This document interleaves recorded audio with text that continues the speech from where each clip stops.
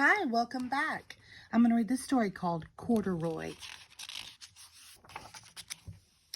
Corduroy is a bear who once lived in the toy department of a big store. Day after day, he waited with all the other animals and dolls for somebody to come along and take him home. The store was always filled with shoppers buying all sorts of things, but no one ever seemed to want a small bear in green overalls. Then one morning, the little girl stopped and looked straight into Corduroy's bright eyes. "Oh, Mommy," she said, "look, there's the very bear I've always wanted."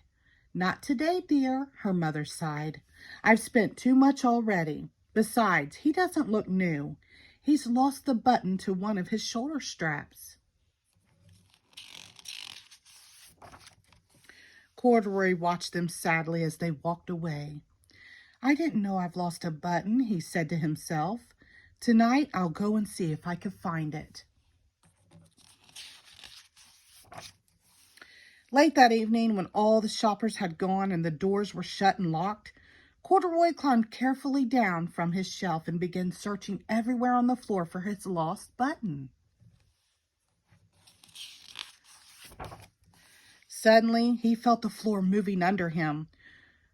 Quite by accident, he had stepped onto an escalator, and up he went. Could this be a mountain? He wondered. "I think I've always wanted to climb a mountain."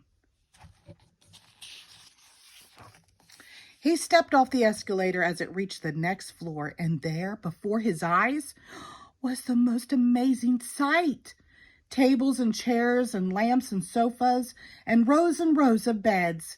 "This must be a palace," Corduroy gasped. "I guess I've always wanted to live in a palace." He wandered around, admiring the furniture. "This must be a bed," he said. "I've always wanted to sleep in a bed." And up he crawled onto a large, thick mattress. All at once, he saw something small and round. "Why, here's my button," he cried, and he tried to pick it up. But like all the other buttons on the mattress, it was tied down tight.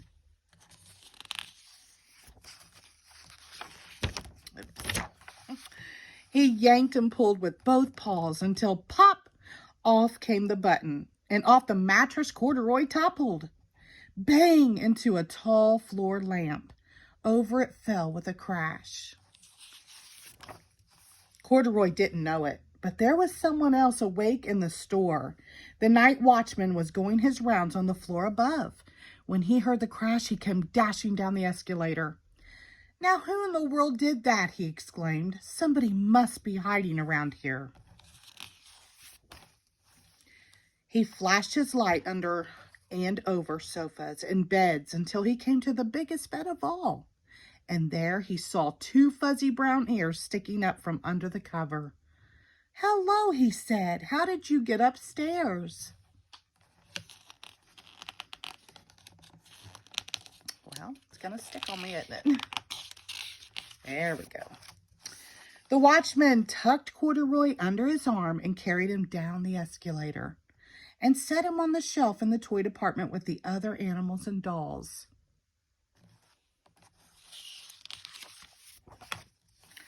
Corduroy was just waking up when the first customer came into the store in the morning, and there, looking at him with a wide, warm smile, was the same little girl he'd seen only the day before.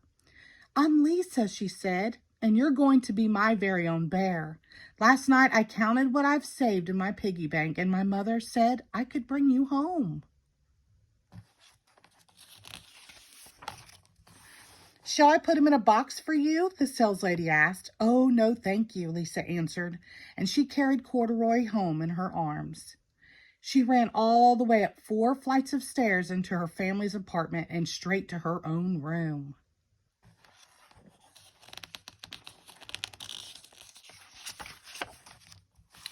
Corduroy blinked. There was a chair and a chest of drawers, and alongside a girl-sized bed stood a little bed just the right size for him. The room was small, nothing like the enormous palace in the department store.